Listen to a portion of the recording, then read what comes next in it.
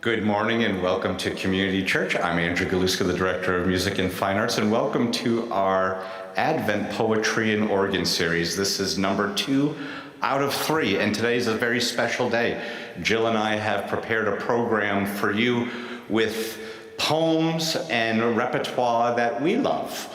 So something a little different, and Reverend Beverly Zell is going to be our reader.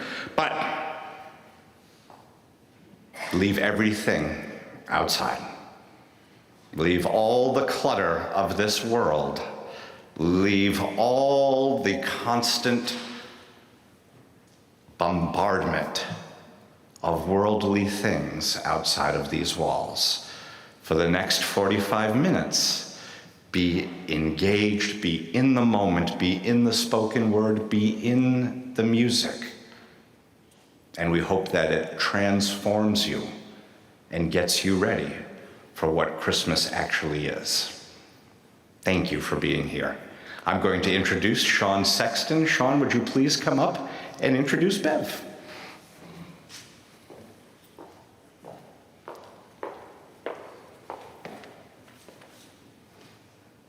I've got one small matter.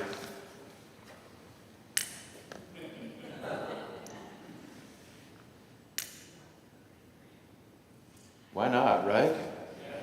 We've got the candles, let's light them. Thank you so much. Look at you all. Here you are. We celebrate you for being here.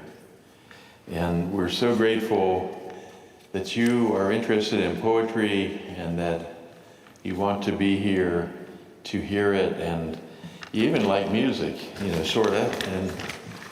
And it's a wonderful thing to have you in our midst. And I just now see that's Robert Boris, isn't it?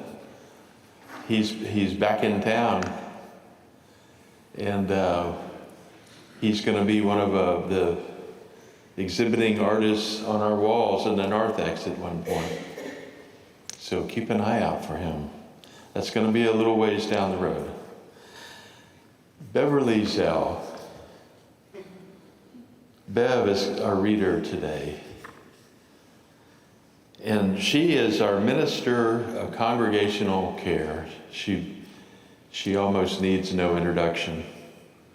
And I almost didn't think to collect this bit of information that I have about her. Can you hear me? Can everybody hear me well? Should I speak up a little? Everything's good. She started a writing as a spiritual practice group in our church that's been in place quite a few years. And she wasn't, I don't think you were even on one of our ministers at that moment, where you were doing it as a sideline, so to speak. And it's still, she's in business now, but it's still a sideline. It's still and it typically begins not the Monday after Easter, that'd be the next day, but a week later, a Monday after. And let me ask you, because we hung up in our conversation and I was in doubt, is this this coming year going to be focused on memoir? No, you've been studying memoir. It'll be different. And any of you interested in that, keep an eye on the bulletin around Easter, around Lent.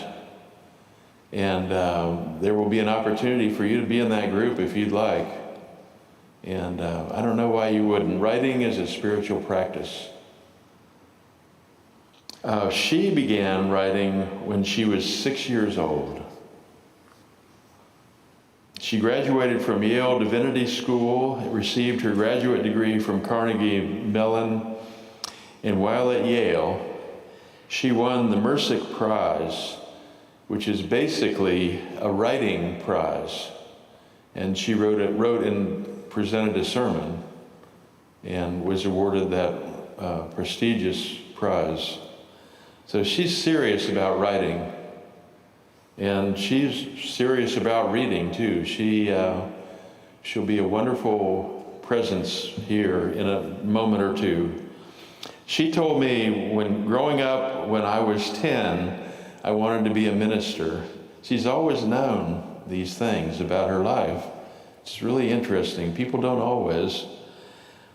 My father told me, well, you can marry one, but you can't be one. Well, you just tell Bev Zell something like that and see what happens. She's passionate about pastoral care and loves the outdoors and photography. And I beckon you to the podium, Bev.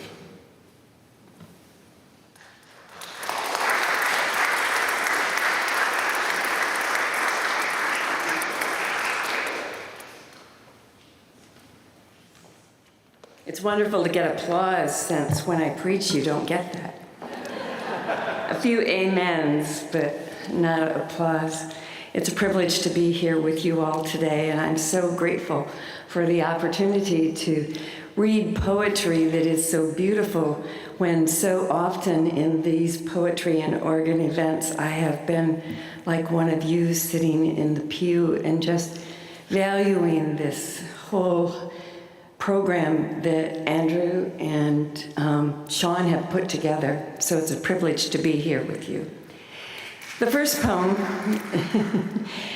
poem is called Heaven at Last, and it's written by Horatius Bonar. Angel voices sweetly singing, echoes through the blue dome ringing, news of wondrous gladness bringing, ah, 'tis heaven at last. Now beneath us all the grieving, all the wounded spirits heaving, all the woe of hopes deceiving, ah, 'tis heaven at last. Sin forever left behind us, earthly visions cease to blind us, fleshly fetters cease to bind us, ah, 'tis heaven at last. On the jasper threshold standing, like a pilgrim safely landing, see the strange bright scene expanding, ah, 'tis heaven at last. What a city, what a glory, far beyond the brightest story of the ages old and hoary, ah, 'tis heaven at last. Softest voices, silver pealing, freshest fragrances, spirit healing, happy hymns around us stealing, ah, 'tis heaven at last. Gone the vanity and folly, gone the dark and melancholy, come the joyous and the holy, ah, 'tis heaven at last. Not a broken blossom yonder, not a link can snap asunder, stayed the tempest, sheathed the thunder, ah, 'tis heaven at last. Not a teardrop ever falleth, not a pleasure ever palleth, song to song forever calleth, ah, 'tis heaven at last. Christ himself, the living splendor, Christ the sunlight, mild and tender, praises to the Lamb we render, ah, 'tis heaven at last. Now at length the veil is rendered, now the pilgrimage is ended, and the saints their thrones ascended, ah, 'tis heaven at last. Broken death's dread bands that bound us, life and victory around us, Christ the King himself hath crowned us, ah, 'tis heaven at last.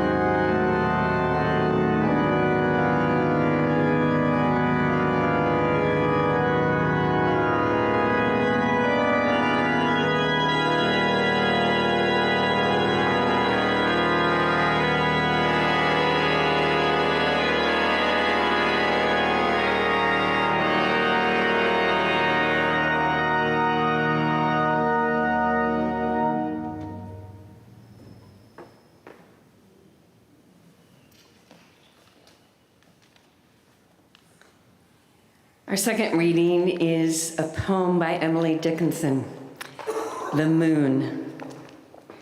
The moon was but a chin of gold a night or two ago, and now she turns her perfect face upon the world below. Her forehead is of amplest blonde, her cheek like beryl stone, her eye unto the summer dew, the likest I have known. Her lips of amber never part, but what must be the smile upon her friend she could bestow, were she such a silver will? And what a privilege to be but the remotest star, for certainly her way might pass beside your twinkling door. Her bonnet is the firmament, the universe her shoe, the stars the trinklets at her belt, her dimities of blue.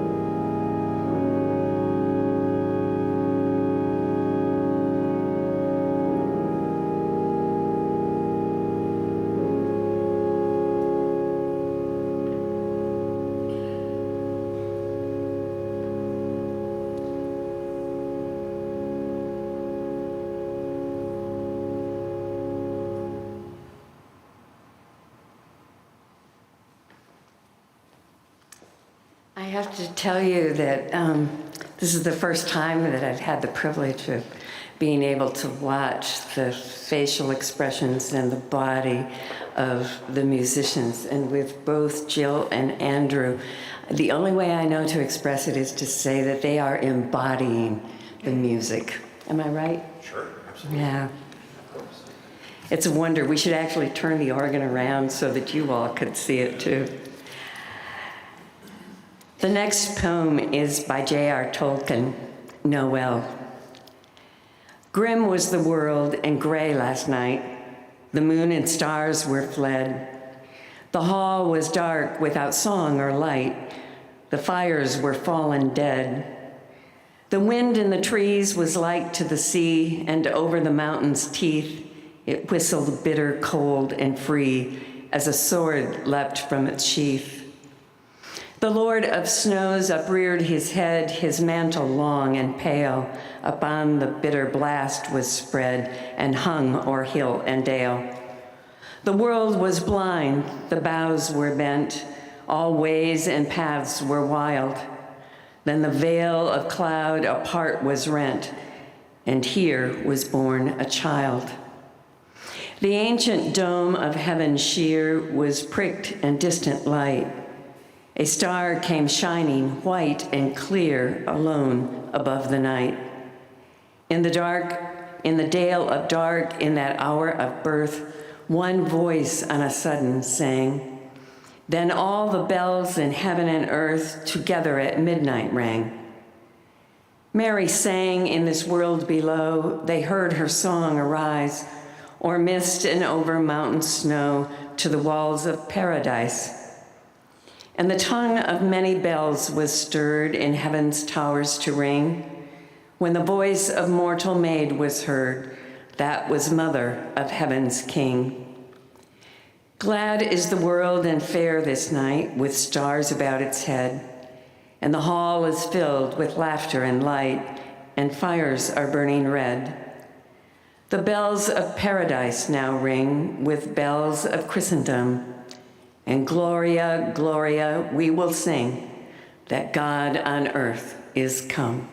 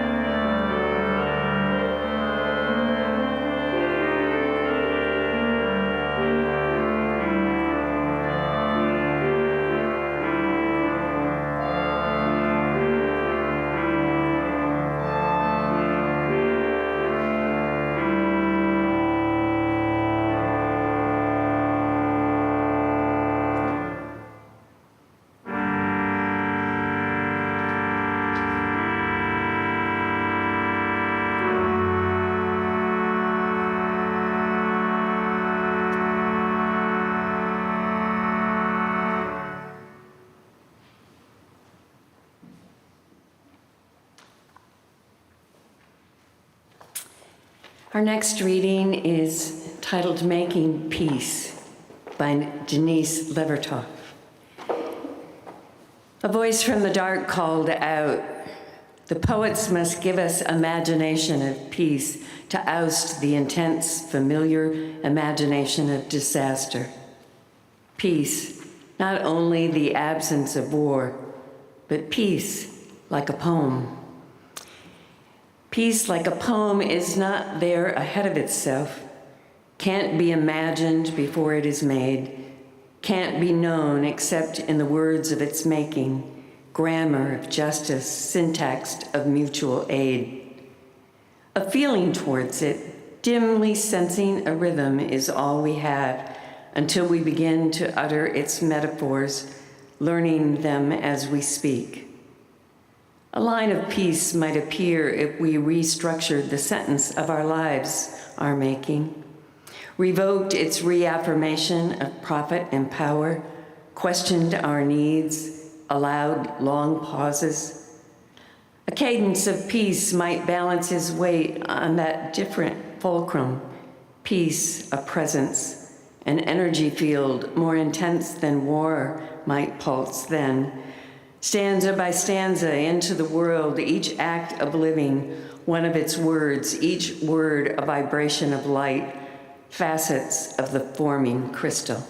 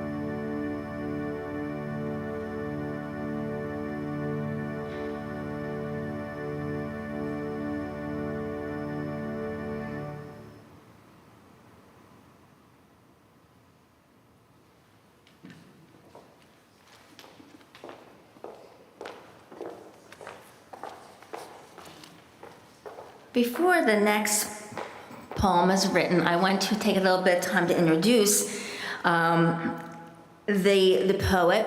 But before that, let's take a look at some of the ways that this organ and poetry has been formatted over the time that we've been doing them here at Community Church.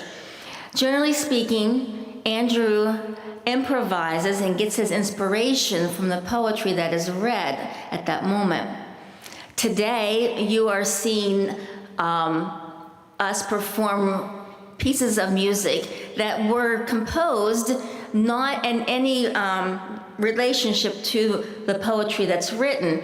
However, we kind of, at least I did, got the poems from the music that I selected as an inspiration. For instance, Heaven at Last talks about the saints, and of course the piece was For All the Saints.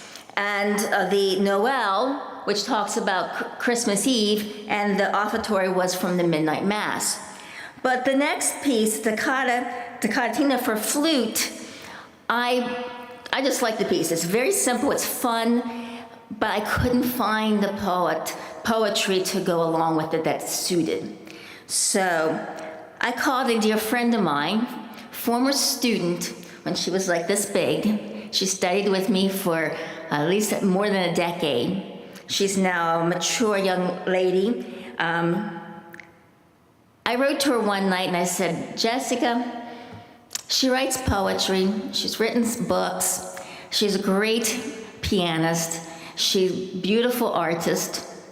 I said, would you write a poem for me if I sent you a piece of music? She says, well, I'll try. So I sent it to her. Within 15 minutes, she writes back, she says, oh, the wheels are turning. So about a week later, she sent it to me. So Jessica was planning to read today, but she has some personal things to take care of. But her, she is watching, hopefully, on live stream, and her mom is here. And so this is for Jessica. So I will let Bev now read the Tales of Free Birds.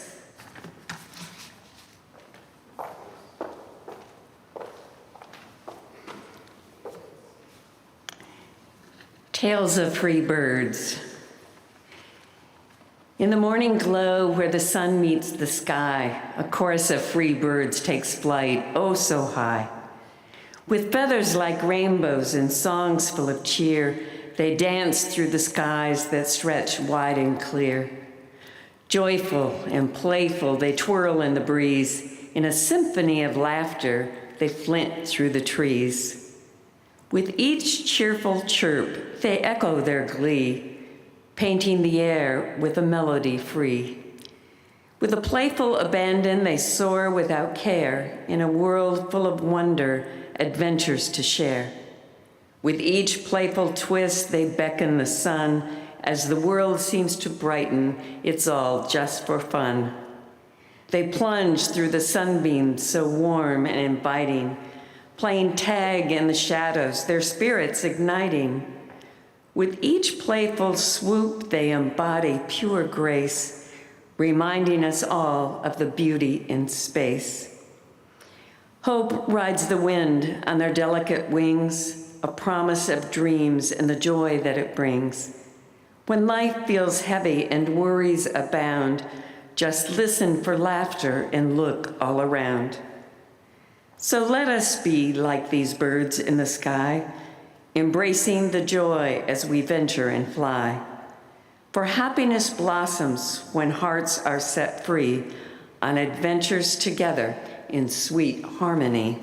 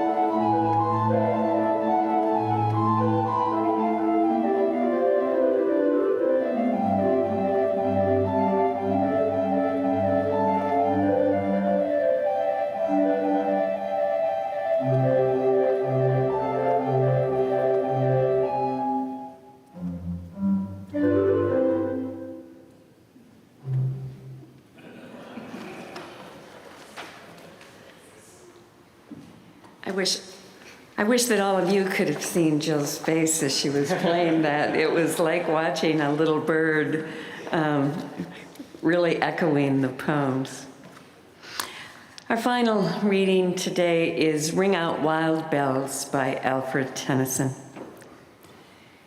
Ring out wild bells to the wild sky, the flying cloud, the frosty light, the year is dying in the night. Ring out wild bells and let him die. Ring out the old, ring in the new, ring happy bells across the snow. The year is going, let him go. Ring out the false, ring in the true. Ring out the grief that saps the mind for those here we see no more. Ring out the feud of rich and poor, ring in redress to all mankind. Ring out the slowly dying cause and ancient forms of party strife. Ring in nobler modes of life with sweeter manners, purer laws. Ring out the want, the care, the sin, the faithless coldness of the times. Ring out my mournful rhymes, but ring the fuller minstrel in. Ring out false pride in place and blood, the civic slander and the spite. Ring in the love of truth and right. Ring in the common love of good. Ring out old shapes of foul disease. Ring out the narrowing lust of gold. Ring out the 1,000 wars of old. Ring in the 1,000 years of peace. Ring in the valiant man and free, the larger heart, the kindler hand. Ring out the darkness of the land. Ring in the Christ that is to be.